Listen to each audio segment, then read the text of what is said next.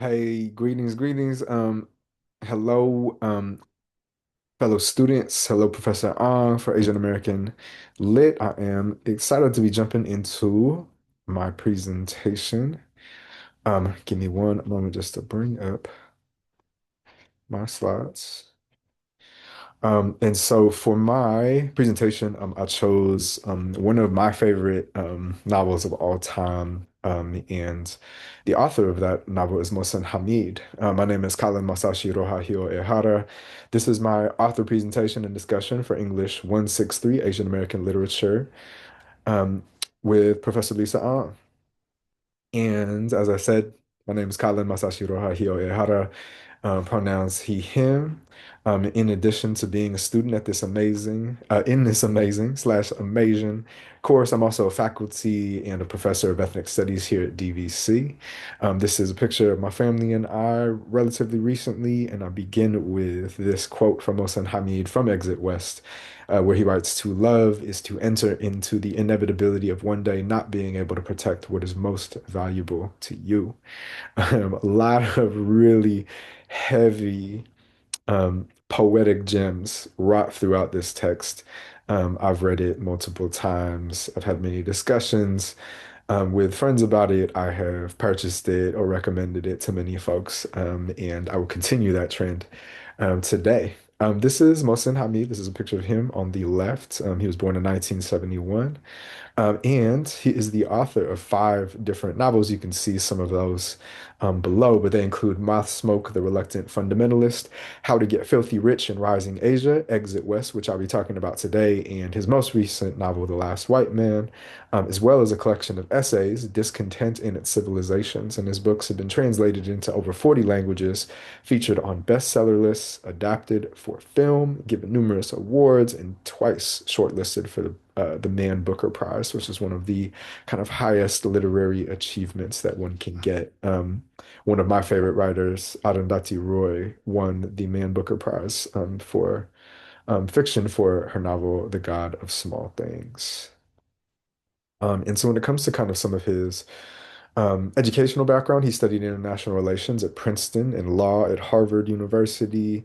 He worked as a management consultant before pursuing writing full time, and he helped set up the Lahore Literary Festival, Lahore Biennale, and LUMS Young Writers Workshop, and that was in Pakistan. And he spent about half his life in Lahore, where he was born, and much of the rest of his life in London, New York, and also California. All of this comes from his official website's About page. And so, a few things to kind of know about Hamid is that he's British Pakistani heritage, novelist, and essayist. And again, right, spent time in New York, London, and Pakistan, but also has been in the Bay Area. In Exit West, he writes even about the Bay Area, Marin County specifically, and he spent time at Stanford as well. He was mentored by the um,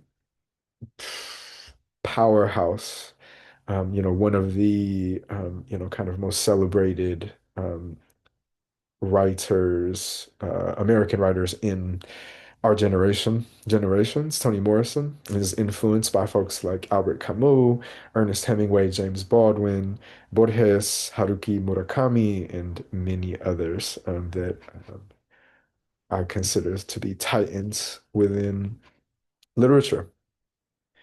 And so when it comes to Exit West, this is my copy I hold it in front of my face so it doesn't disappear. But um, Exit West is the novel that I will be talking about today. And so this comes from UC Berkeley News, and they're in some of their review. And they write, imagine a reality where migration didn't involve a journey, and instead anyone could simply walk through a door and be in another country. That's what the author Mohsin Hamid does in Exit West, his 2017 novel that tells the story of two characters who I love dearly, even though they are not real people, Saeed and Nadia, who meet and fall in love as their country breaks out in a civil war.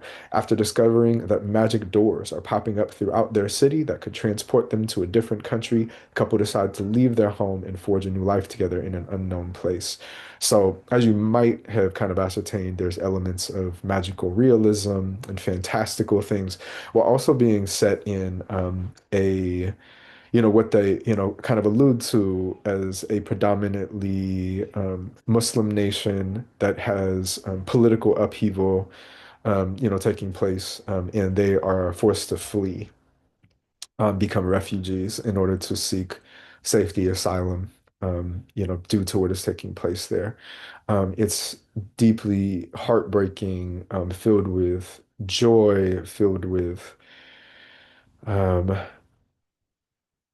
every kind of emotional affect across the emotional spectrum that you can potentially name. It's so beautifully written. Um, and these are some of the really, really important themes, at least that I identify in this work. So I would say human relationships is absolutely huge, right? So there's pieces around connection and disconnection between folks, love, all these various different kinds of love, family, both blood and chosen, and also community and how important that is, and how that can be severed, how that can be mended, how that can be expanded, contracted, all of these things. The second is borders and crossing. So huge, huge pieces around just displacement, migration, separation, political violence, seeking refuge. So many things that are incredibly pertinent to, our contemporary context and everything happening today, with regards to rising authoritarianism, xenophobia, racism, Islamophobia, different forms of hatred, bigotry, fueled by ignorance, greed, dogmatism, um, dehumanization, all of these things, leading into identity, culture, and intersectionality, right? My working definition of culture simply being ways of being and seeing. All right, and so the ways that race and ethnicity, class, gender, sexuality, nationality, region, religion, age, ability, disability, so many different factors and all these kind of layers of the onion of our, individual and community identities, kind of come crashing together, how they change over time, depending on kind of one's relationship to power and or powerlessness, inside particularly conflict, whether that is between two people or between two nations or between kind of any two different entities or more. And then finally, transformation, right? Um, they say change is the only constant. All right. And so, these different ways that trauma can impact the ways that we transform and change, the ways that healing can impact those things, loss, maturity, what we gain, growth over time, all of these things just powerfully spoken to within this incredible novel. And so these are some of Mohsin Hamid's bars. I pulled these quotes specifically as ones that I really, really appreciated going through. And so as it pertains to borders and crossings, and one thing, maybe I'll just share briefly is that last year I taught at Kenyatta College in Redwood City, and I actually had a course entitled Ethnic Studies 109, Borders and Crossings, where we spoke, to so many of these pieces, right? But in Exit West, Hamid writes, the news in those days was full of war and migrants and nativists, and it was full of fracturing too, of regions pulling away from nations and cities pulling away from hinterlands. And it seemed that as everyone was coming together, everyone was also moving apart. Without border nations appeared to be becoming somewhat illusory. Without borders, nations appeared to be becoming somewhat illusory, and people were questioning what role they had to play.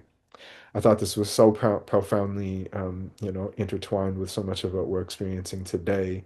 It made me think of Gloria Anzaldua's La Frontera, Borderlands, where she talks about the violence that takes place on borderlands, whether they are, kind of like a guarded border that folks have to cross and be inspected in order to gain entry, or the borderlands of our identity in the ways that, all of these different things kind of come together. So many different pieces around, societies collapsing, this idea of just kind of empire having a shelf life, those in power, particularly if they've amassed, um, you know, just exponential amounts of wealth and power at the expense of masses, that these things, as Arundhati Roy says, have a shelf life and will not last forever. and that there are cycles. All empires fall. This is just a historical reality. In philosophy, right? So kind of pieces of metaphorical and real death, being born, this metaphor of reincarnation, of, like when, for example, our main characters have to travel and leave, their home behind. There is a kind of a dying and a mourning process that takes place, and also a rebirthing process of kind of coming into themselves as individuals, as a couple, in these new spaces and places. Another one, kind of related to these pieces, is Hamid writes, Saeed and Nadia knew what the build-up to conflict felt like, and so the feeling that hung over London was not new to them, and they faced it not with bravery exactly, and not with panic either, not mostly, but instead with resignation shot through with moments of tension, with tension ebbing and flowing, and when the tension receded, there was calm, the calm that is called the calm before the storm. But it is in reality the foundation of human life, waiting there for us between the steps of our march to our mortality, and we are compelled to pause and not act, but be. This makes me think of all of the different times where I'm trying to kind of take in, this vast, often overwhelming, kind of, different forms of information about the pain and the sorrow and the indignation of the world and the injustice and the vulgar disparities of the world, and how sometimes I know that in order for me to be my best in my small sphere of influence and my just in my own kind of personal life, that I actually sometimes need to stop. I need to be present. I need to compartmentalize, so that I don't burn out. I don't lose who I am. And I thought this was beautifully put around the ebbs and flows, like waves coming and crashing of tension, um, and ease, and how often we're called to simply just be, so that we can continue on in this human life. And last but not least, I wanted to highlight the human relationships aspect. I don't think I've ever seen, particularly as somebody who has had the same partner for almost 25 years, if y'all can believe it, and still deeply in love and appreciative of my partner, my wife, my co-parent, and really loved the ways that, this book kind of charts this relationship between Saeed and Nadia, and just the way that it changes and ebbs and flows, and grows and matures and develops, and also retracts and shrinks, and all of these different incredible ways. And one thing that Hamid says on this subject is, he says that it has been said that depression is a failure to imagine a plausible, desirable future for oneself, and not just in Marin, right? But in the whole region, in the Bay Area, and many other places too, places both near and far, the apocalypse appeared to have arrived, and yet it was not apocalyptic, which is to say that while the changes were jarring, they were not the end, and life went on, and people found things to do and ways to be and people to be with, and plausible, desirable futures began to emerge, unimaginable previously, but not unimaginable now, and the result was something not unlike relief. I think of all the different ways that relationships have and continue to be what I would argue is the most important thing, particularly as structures and systems wither, weaken, begin to collapse. The researcher Brene Brown argues that human beings were born hardwired for connection. And thinking about in what ways can we imagine systems, ways of being in community and solidarity together that we have not yet seen, particularly, right, as, if we think about apocalypse, it means the ending of something, or something, um, coming to a close so that something else can start over. And so, in this Bay Area context, which is spoken to specifically, I felt like there's so much mirroring to what I personally experience when I think about the context of the Bay Area in 2025 and in this moment. I also think of indigenous perspectives on apocalypse and the hierarchy of human needs. It's important to note that, folks who are indigenous to what we call North America have already experienced multiple apocalypses, have had to start over, and I think, are ultimately those who, um, you know, everybody should be seeking advice, wisdom, um, direction from, because when it comes to the hierarchy of human needs, a lot of people, this comes from Abraham Maslow, and he talks about love and belonging being so, so important to, getting to self-actualization or us becoming the best possible version of ourselves.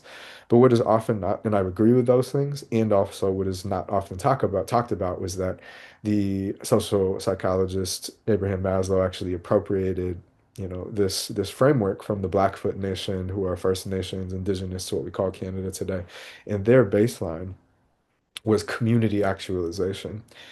So, they weren't thinking about things through an individual lens. And I love, love, love the ways that Mohsin Hamid, through this text, really implicitly and explicitly at times kind of harps on all of these things. And so, as I kind of close things out, all I can really say is I cannot recommend this book more. Mohsen Hamid's Exit West is a tour de force as it pertains to the absolute kind of painful, often horrific realities, right, of this world, but also kind of, enmeshed throughout is just all of the joy, the beauty, the love. Um, all of the things that make being alive so, so very worth it. Um, Thank you all for your time. Thank you so much, classmates, for all of the great discussion online, community. Thank you, Professor Ong, for an incredible course. I hope you all have a great rest of your day and week. Take care.